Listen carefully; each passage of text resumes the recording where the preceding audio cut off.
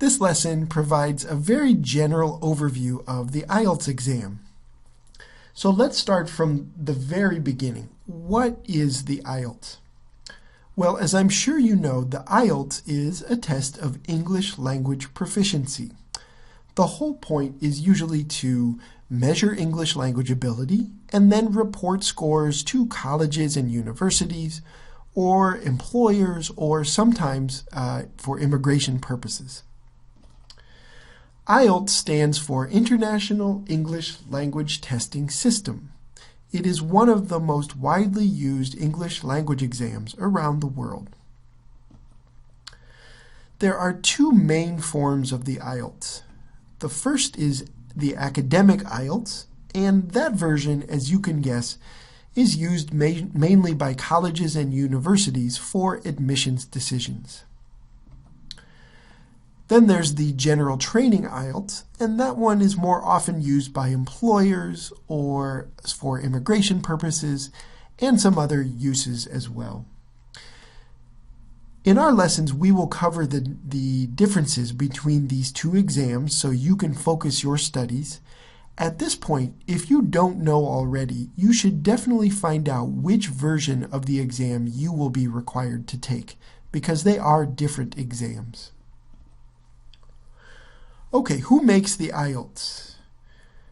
The IELTS is a joint partnership among the British Council, IDP Education, which is based in Australia, and Cambridge English Language Assessment. The creators of this exam have intentionally made an internationally focused exam.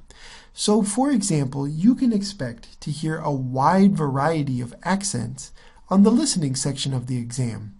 You may hear Canadian accent, you may hear someone from New Zealand or Australia or the UK. Many different accents and many different forms of native English are represented on this exam.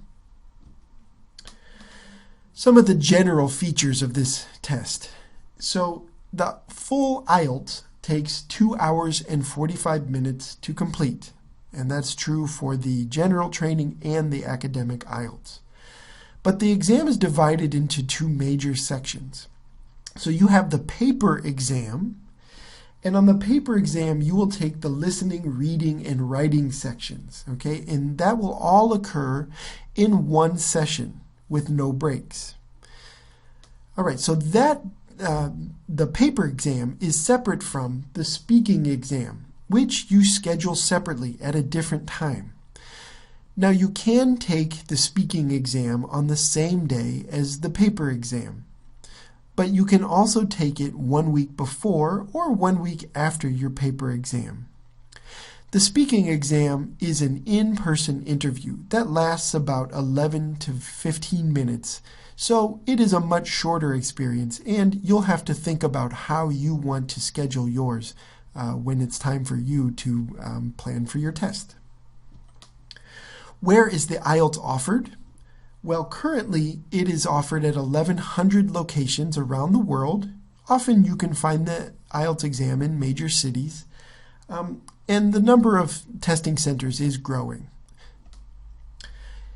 For the testing center closest to you, you should follow the link I've provided below to see where the most convenient location will be. There are regular testing dates each month for the IELTS, so there's no IELTS season. It doesn't happen in the fall or the summer or spring. They do offer the exam year-round, but most testing centers do not offer the IELTS every single day, and so spaces are also limited. You should definitely not wait until the last minute to schedule your exam. In fact, some centers have a 2-week, you have to schedule your exam at least 2 weeks ahead of the date. You should plan ahead and figure out which day you want to take the exam as early as you possibly can. How do you sign up for the IELTS? Well, again, I've provided a link below for you to follow in order to sign up for your test. You need to select a location and the date and time that you will take the exam, so that's something you need to decide ahead of time. And then you fill out a simple application and you need to pay the fee. The fee is calculated differently, obviously, depending on where you are, okay? But as of right now, if you're in the US, you'll pay $200 for the exam.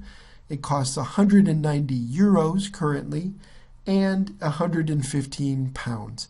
You should check when you sign up for the exam on the current pricing information. Finally, you'll have to provide a passport when you sign up for the exam. So you'll provide a copy when you originally sign up, and then on exam day you need to bring that passport with you to the center to prove that you are the person you say you are. So that's one important step you'll have to follow when you sign up for the exam. Okay, so that is really basic information about the IELTS. And in future lessons, we will cover more details about this exam.